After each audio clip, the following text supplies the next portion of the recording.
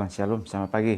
Berlaku ini kasih oleh Tuhan, saat pagi hari ini kita berjumpa kembali pada hari yang baru ini, hari yang ke-17 di bulan Juli tahun 2020. Untuk kita akan bersama-sama kembali merenungkan bagian firman Tuhan sesuai dengan tuntunan bacaan Alkitab tahunan kita. Tapi sebelumnya mari kita kembali bersama-sama bersatu dalam doa. Kami bersyukur Tuhan kepadamu pagi hari ini. Terima kasih buat tolongan pimpinan Tuhan bagi kami, hari yang baru yang Tuhan sudah beri bagi kami. Kami boleh kembali ada saat pagi hari ini Tuhan, dan kami serahkan hari ini sepanjang hari ini ke dalam tangan Tuhan. Dan kami juga akan merenungkan firman-Mu ya Tuhan bagi kami semua Tuhan. Berkati Tuhan, tolong biar melalui firman-Mu Tuhan kami terus ya Tuhan belajar mengerti Tuhan, belajar untuk menerima nasihat-nasihat dari firman-Mu ya Tuhan, supaya dalam langkah perjalanan kami boleh terus juga melihat, mengalami penyertaan Tuhan, pertolongan Tuhan bagi kehidupan kami Tuhan. Terima kasih kami serahkan ya Tuhan jam ini ke dalam tangan Tuhan. Tuhan tolong pimpin kami semua Tuhan. Dalam nama Tuhan Yesus Kristus kami bersyukur dan berdoa kepada Bapa surga. Haleluya. Amin. Ya Tuhan, saudaraku yang dikasih oleh Tuhan, pada hari ini tanggal 17 Juli tahun 2020, maka sesuai dengan tuntunan bacaan Alkitab kita sudah sampai yaitu Mazmur pasal yang ke-70 sampai yang ke-72. Dan saat pagi hari ini kita akan merenungkan yaitu dari kitab Mazmur pasal yang ke-71. Dan saudaraku, ini Mazmur yang ke-71 ini adalah sebuah doa dari Daud, doa minta perlindungan di masa tua. Nah, saudaraku, sebelum kita lihat dan masuk ke Mazmur 71-nya, kita akan melihat saudaraku bahwa saya ingin menyampaikan kepada kita bahwa Mazmur itu dalam bahasa Ibrani adalah Tehillim, yang artinya puji-pujian, ya.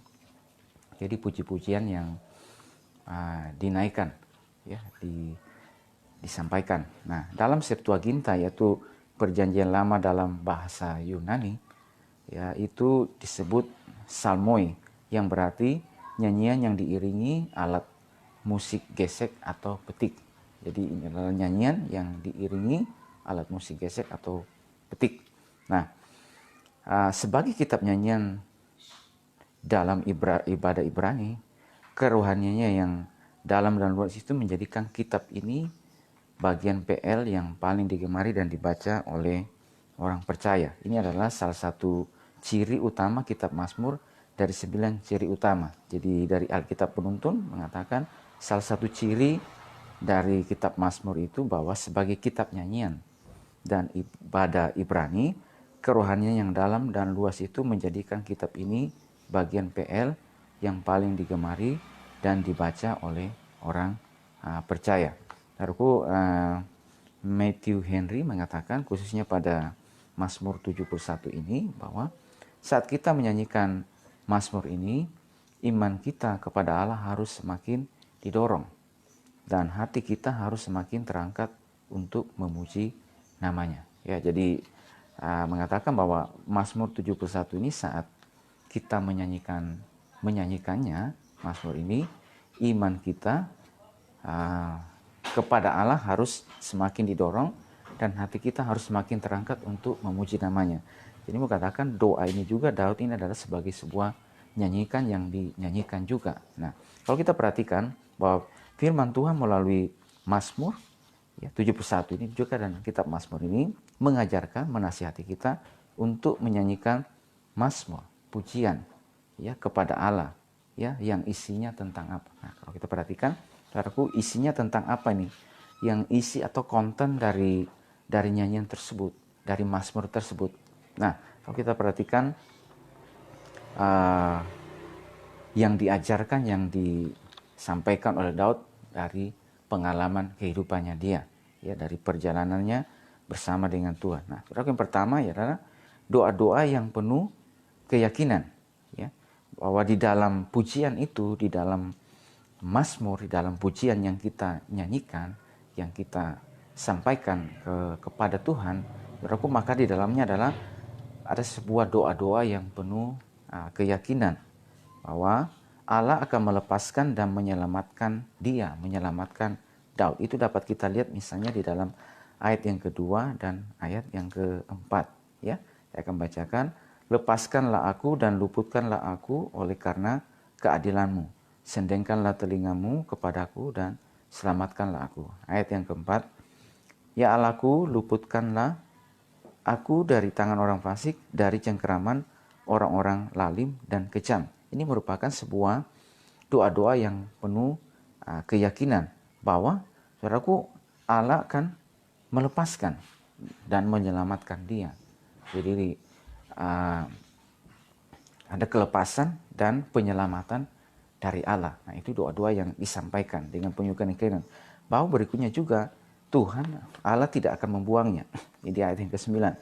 Janganlah membuang aku pada masa tuaku, janganlah meninggalkan aku apabila kekuatanku habis. Ya. Bahwa dengan sebuah keyakinan supaya bahwa juga Tuhan tidak membuangnya. Dan berikutnya di ayat yang ke-12 bahwa ya Allah, janganlah jauh daripadaku, Allahku, segeralah menolong aku. Ya. Supaya Tuhan tidak menjauh darinya. Ya, dan juga di dalam ayat yang ke-13, musuh-musuhnya akan mendapat malu. Itu dalam ayat ke-13. Biarlah mendapat malu dan menjadi habis orang-orang yang memusuhi jiwaku. Biarlah berselubungkan celah dan noda orang-orang yang mengikhtiarkan celakaku. Ya, bahwa musuh-musuh yang merancang sesuatu itu mereka akan mendapat malu. Ya, dan berarti ini yang kita lihat bahwa di dalam pujian, di dalam Mazmur ini maka ada isinya, ya ini kontennya di dalam Mazmur tersebut, di dalam pujian tersebut yang dipujikan, yang dinyanyikan ya kepada Tuhan. Maka di dalamnya sesuai dengan pengalaman Daud ini ada sebuah doa yang penuh keyakinan ya bahwa Tuhan tidak akan melupakan, ya Tuhan akan selalu menyelamatkan dia. Ya. Allah tidak membuangnya, ya akan melepaskan, menjauh darinya, ya bahwa Tuhan tidak akan menjauh darinya, musuh-musuhnya ya akan mendapat malu. Berikutnya saudaraku di dalam isinya lagi yaitu pengalaman iman mengalami pertolongan Allah. Nah, saudaraku kita bisa lihat itu di dalam ayat yang ke-5 dan ayat yang ke-6. Sebab engkaulah harapanku ya Tuhan, kepercayaanku sejak masa muda. Ya Allah, ayat yang ke-6, kepadamulah aku bertopang mulai dari kandungan. Engkau telah mengeluarkan aku dari perut ibuku, engkau yang selalu kupuji-puji. Ya, di sini bahwa ini adalah sebuah pengalaman iman mengalami pertolongan Allah. Nah, kalau kita lihat pengalaman iman bahwa kata firman Tuhan di sini, kepercayaanku sejak masa muda. Ya, kepadamulah aku bertopang mulai dari kandungan, bahwa sejak dari masa mudanya ini ya Daud mengalami pengalaman iman berjalan bersama dengan Tuhan. Kalau kita lihat juga di dalam Mazmur yang ke-37, di situ Daud mengatakan bahwa dahulu aku muda, sekarang telah menjadi tua, tetapi tidak pernah kulihat orang benar ditinggalkan atau anak cucunya minta roti.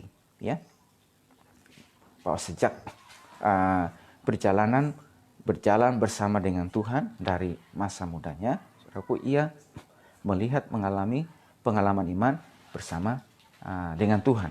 Bahkan juga kalau kita lihat juga di situ, perhatikan bahwa engkau telah mengeluarkan aku dari perut ibuku, engkau yang selalu kupuji-puji. Bahkan dari sejak keluar dari kandungan ibunya, Tuhan yang turut campur tangan juga di sana mengeluarkan. Sejak dilahirkan sampai dalam perjalanan ada begitu banyak pengalaman iman berjalan bersama dengan Tuhan, dan dari pengalaman tersebut, pengalaman yang dialaminya, pengalaman bagaimana Tuhan tidak pernah meninggalkan, maka dengan pengalaman itu dilakukan, dinyanyikan, ya pengalaman iman bahwa Tuhan selalu ada, ya di dalam kehidupannya. Nah, berikutnya juga apalagi konten, jadi isi dari puji-pujian tersebut yang kita bisa lihat di dalam Mazmur pasal yang ke-71. Jadi ada doa-doa yang penuh keyakinan, ada pengalaman iman, mengalami pertolongan Allah. Juga berikutnya yaitu kalau kita lihat lagi di dalam ayat yang ke-8, mulutku penuh dengan puji-pujian kepadamu, dengan penghormatan kepadamu sepanjang hari. Ya, jadi mulutku penuh dengan puji-pujian, ya, dan penghormatan kepadamu sepanjang hari. Mulutnya ya, penuh dengan pujian kepada Tuhan, ya, dan penghormatan Terus permohonan supaya Tuhan terus bersamanya sampai masa putih rambutnya. Sekalipun dalam perjalanan masa putih rambutnya ini kekuatan fisik boleh berkurang, tetapi dia memohon supaya Tuhan terus bersamanya. Tuhan terus bersama dengan dia. Nah, itu kita lihat di ayat yang ke-9. Janganlah membuang aku pada masa tuaku, janganlah meninggalkan aku apabila kekuatanku habis. Dan ayat yang ke-18a dan b. Juga sampai masa tuaku dan putih rambutku, ya Allah, janganlah meninggalkan aku. Ya, bahwa permohonan terus sebagaimana sejak dia keluar dari kandungan ibunya, dan juga sejak masa mudanya ada pengalaman Tuhan menolong, menyertai, sekalipun dalam kesesakan, sekalipun, tetapi Tuhan bagaimana meluputkan, bagaimana menolong, melepaskan, menyelamatkan, dan juga sekarang pada masa tuanya ini, di mana masa kekuatan fisiknya boleh berkurang, saudaraku, dan musuh bisa saja menyergap dia, karena di situ dikatakan firman Tuhan bahwa di ayat yang ke-11, dan berkata, Allah telah meninggalkan dia, kejar dan tangkaplah dia, sebab tidak ada yang melepaskan dia. Bahwa dalam masa itu di mana fisiknya pasti sudah mulai mengalami penurunan, dan juga kekuatan juga untuk berperang mengangkat senjata tidak akan segesit selincah waktu masa mudanya, dan di masa di mana dia itu dalam fisik yang begitu terbatas, tetapi dia tetap memohon kepada Tuhan bahwa pada masa tuanya Tuhan tetap akan bersama-sama dengan dia, tidak meninggalkan. Nah, terus berikutnya di sana juga dikatakan yang hanya mengandalkan pertolongan Tuhan saja, bukan pada kekuatan pasukannya. Ya, di sini kita lihat ayat yang ke-10 dan ayat 11.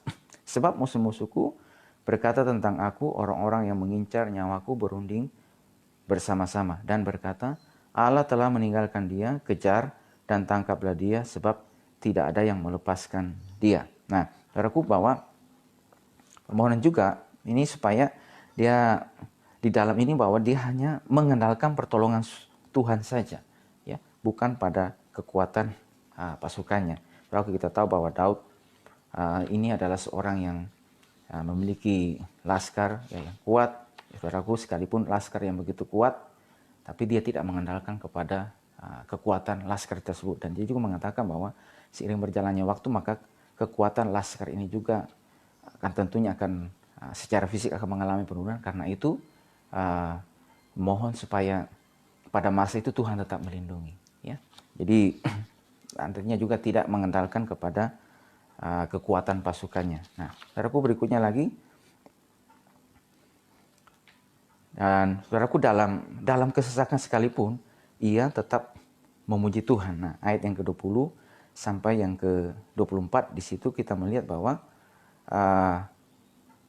Engkau yang telah membuat aku mengalami banyak kesusahan dan malapetaka, Engkau akan menghidupkan aku kembali, dan dari samudera raya bumi Engkau akan menaikkan aku kembali.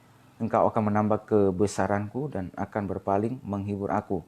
Aku pun mau menyanyikan syukur bagimu dengan gambus atas kesetiaanmu, ya Allahku, menyanyikan mazmur bagimu dengan kecapi, ya yang kudus Israel. Bibirku bersorak-sorai sementara menyanyikan mazmur bagimu. Juga jiwaku yang telah kau bebaskan, lidahku juga menyebut-nyebut keadilanmu sepanjang hari, sebab akan mendapat malu dan tersipu-sipu orang-orang yang mengikhtiarkan celakaku. Bahwa di dalam kesesakan ia tetap memuji Tuhan. Nah, ini yang sudah kita lihat, perhatikan saudaraku, bahwa seorang Daud dari sejak masa mudanya dan juga masa sebelum dia menjadi raja dan sesudah juga menjadi raja, ada begitu banyak kesesakan yang dialami, ya. Dan di dalam kesesakan tersebut dia tetap memuji Tuhan, bahwa Tuhan yang telah melepaskan dia dari kesesakan itu. Tuhan yang akan telah menolong hidupnya. Dan juga saudaraku, di dalam Mazmur yang ke-71 ini saudaraku, juga pernyataan untuk menyaksikan keadilan Tuhan, keselamatan, kuasanya, dan keperkasaannya. Jadi saudaraku yang dikasih, bahwa inilah yang kita bisa lihat, demikianlah isi konten dari pujian Mazmur yang dinyanyikan oleh Daud. Nah, jadi dalam pujian ini yang dinyanyikan kepada Daud ini isinya kalau kita lihat adalah isi-isi yang sedemikian dari kita pelajari bahwa mengajarkan kita ketika kita juga menyanyikan kepada Tuhan, maka juga ada isi-isi yang seperti apa yang menceritakan misalnya doa yang penuh keyakinan, ya, pengalaman iman, ya, mulutku penuh dengan pujian, permohonan supaya Tuhan terus bersamanya, yang hanya mengandalkan Tuhan saja, bukan kepada kekuatannya, untuk menyaksikan dan juga pernyataan untuk menyaksikan keadilan Allah. Dan dalam kesesakan sekalipun, ia tetap memuji nama Tuhan.